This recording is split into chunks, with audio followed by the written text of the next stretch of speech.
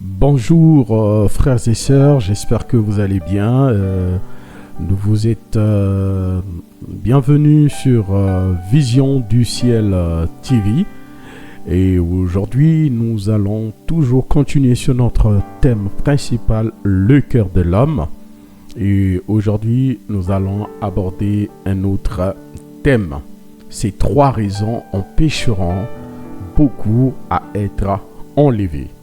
Dans la précédente vidéo, nous avons parlé de ces 3 raisons qui empêchent les cœurs de venir vers le Seigneur. Donc les 3 raisons qui empêchent les cœurs de venir vers le Seigneur, nous avons parlé de tes biens, tes affaires, ton boulot, ta carrière et tes relations peuvent t'empêcher de venir vers le Seigneur et de le suivre correctement. Et nous avons lu le texte Luc 14 à partir du verset 12 jusqu'au verset 24, ou bien vous pouvez aussi commencer par le verset 16 et jusqu'au verset 24. Alors, comme je l'ai dit tantôt que la thématique d'aujourd'hui, donc ces 3 raisons que je viens de vous expliquer, de vous présenter tout à l'heure, que nous avons expliqué sur la précédente vidéo. Donc ces 3 raisons-là empêcheront beaucoup à être enlevés. Tes biens, tes affaires, ton boulot, tes business, ta carrière, tes relations peuvent t'empêcher à être enlevés. Pas si tu les as, tu n'iras pas au ciel, non. C'est tout simplement parce que si nous ne mettons pas le Seigneur en priorité. Ces choses que je viens de citer par rapport à Matthieu 6:33, où la Bible dit « Cherche premièrement le royaume des cieux et la justice, et le reste vous sera donné par-dessus », donne la réponse à cette question ou à ce thème que nous sommes en train d'expliquer tout à l'heure, les raisons qui pourront empêcher beaucoup à être enlevés. Si le Seigneur n'est pas la priorité, si nous ne cherchons pas premièrement le royaume des cieux, parce que si nous cherchons le royaume, c'est tout simplement chercher le roi. Et si nous avons le roi, nous avons le royaume. Et si nous vivons dans les principes du roi, nous vivons dans les principes du royaume. Donc la priorité, c'est le royaume. Ce thème, pour ce texte ou pour cette pensée, nous allons lire Matthieu 16, le verset 26 nous dit « Et que servira-t-il à un homme de gagner tout le monde s'il perd son âme? Ou que donnerait un homme en échange de son âme? Frère, qu'est-ce que tu peux donner en échange? Tu ne peux pas donner en échange ton boulot, à ton âme. Tu ne peux pas donner ta carrière, ni même ta relation. Parce que déjà, si on parle par exemple des relations, déjà si tu ne fais pas le choix d'un partenaire, d'une femme, selon le Seigneur, frère, tu risques de taper à côté. Et si tu ne fais pas le choix de ta carrière selon le Seigneur, ça risque de jouer sur ton salut. Le choix de tes affaires, le choix de ton boulot, le choix de tes biens, ces choses pourront te dévier sur le chemin du ciel. Et cela peut t'empêcher à être enlevé. La vision du ciel, c'est être enlevé et passer l'éternité avec le Seigneur. Que servira-t-il à un homme de gagner tout ce monde s'il perdait son âme? Frère, sœur, est-ce que tu vas échanger ton salut par ces choses? Je précise bien. Ces choses ne sont pas mauvaises. Mais lorsque nous les remplaçons à la place de Dieu, lorsque nous mettons ces choses en priorité et que nous mettons Dieu à côté,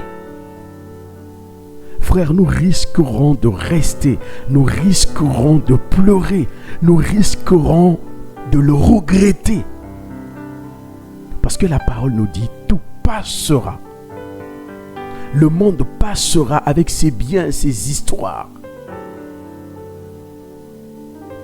Mais la parole de Dieu ne passera jamais. Mais l'éternité ne passera jamais. Mais la vie éternelle ne passera jamais. Yeshua ne passera jamais. Alors, si tu sais que ces choses vont passer, mets en priorité ce qui ne passera pas. Qu'est-ce qui ne passera pas? La parole du Seigneur. Qu'est-ce qui ne passera pas? Qui ne passera pas? Yeshua, il ne passera pas. Parce que c'est lui le Créateur. Et c'est lui qui va les faire passer. Lorsqu'il va décider. Le jour et l'heure, personne ne sait. Ce n'est que lui-même qui connaît le jour et l'heure.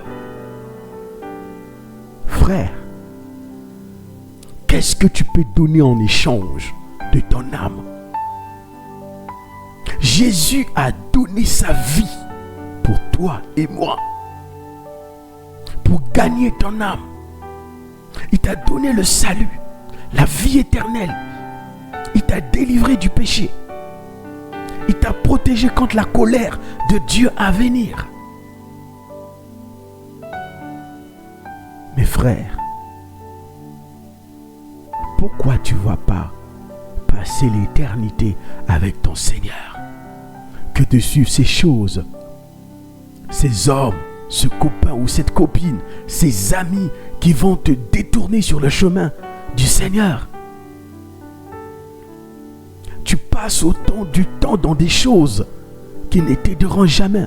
Peut-être que si tu avais donné le temps au Seigneur, le Seigneur t'inspirerait comment faire ces choses dans la simplicité, d'une manière, et tu le feras avec excellence. L'excellence est entre les mains du Seigneur. Quel est l'objet de tes pensées, frère? Est-ce que c'est l'honnêteté? Est-ce que c'est la simplicité? Est-ce que c'est l'excellence dans les choses de Dieu, dans la manière de faire? Est-ce que c'est la discipline? Est-ce que c'est le renouvellement de ton intelligence? Frère, si ton cœur est dans ces choses, tu risques d'être surpris de manquer l'enlèvement. Cherchez Jésus et non les plaisirs de ce monde. Cherchons Jésus, cherchons Yeshua et non les plaisirs de ce monde, frère. Jean 14,6 nous dit, Jésus lui dit, je suis le chemin, la vérité et la vie. Nul ne vient au Père que par moi. Nul ne vient au Père que par moi. Il n'y a pas un autre chemin qui peut t'amener au ciel si ce n'est pas Yeshua.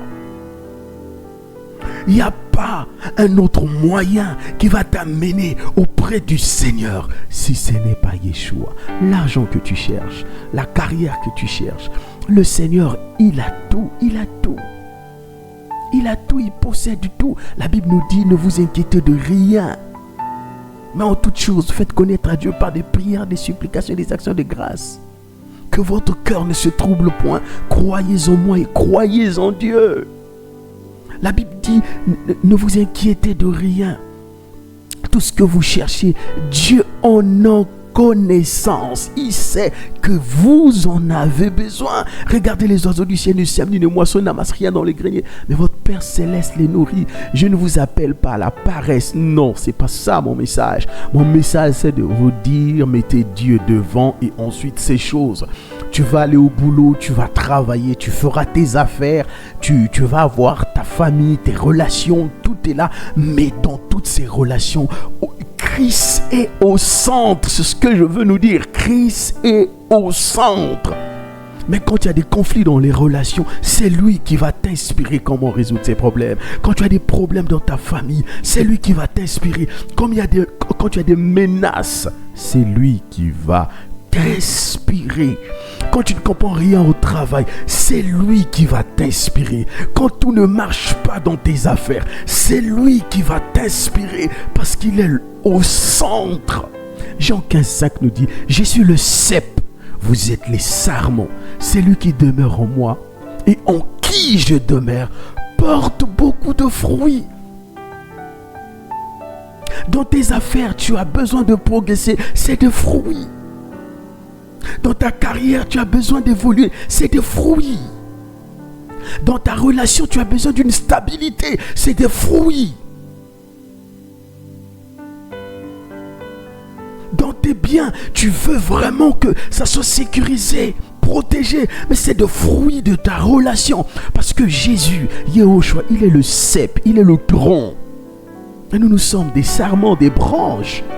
Les fruits sont attachés sur les branches, mais les branches sont attachées au tronc, sur la tige principale. Et la tige principale est soutenue par des racines.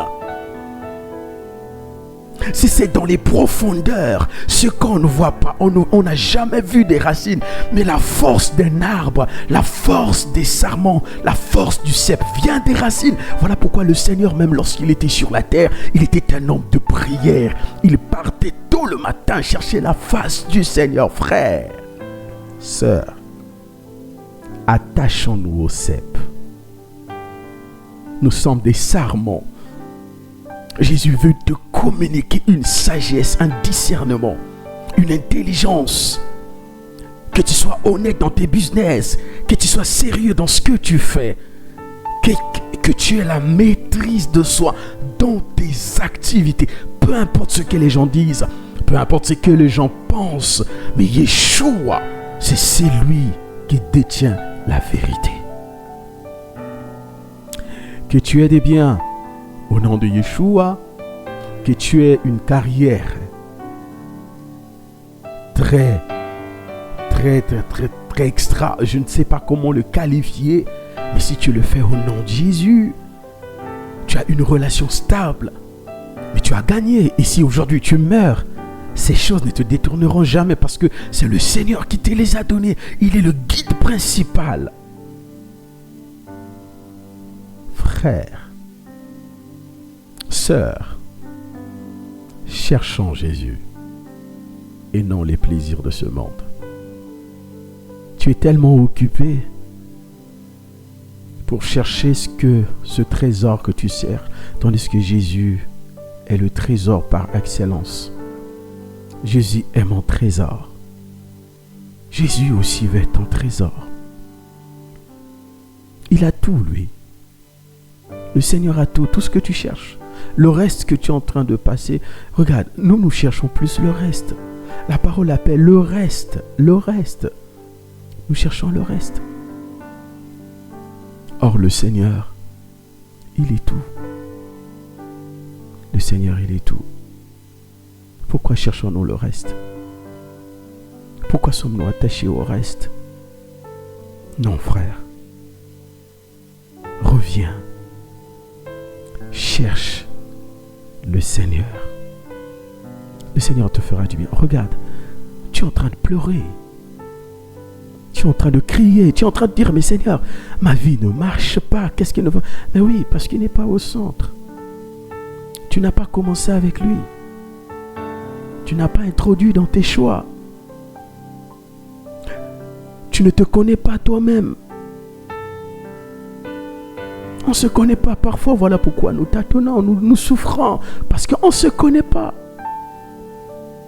Dis au Seigneur de te faire connaître qui tu es.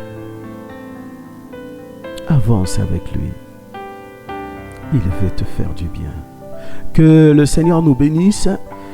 Et prochainement, nous allons continuer sur un autre sous-thème de notre thème principal, le cœur de l'homme. Que Yehoshua soit avec vous.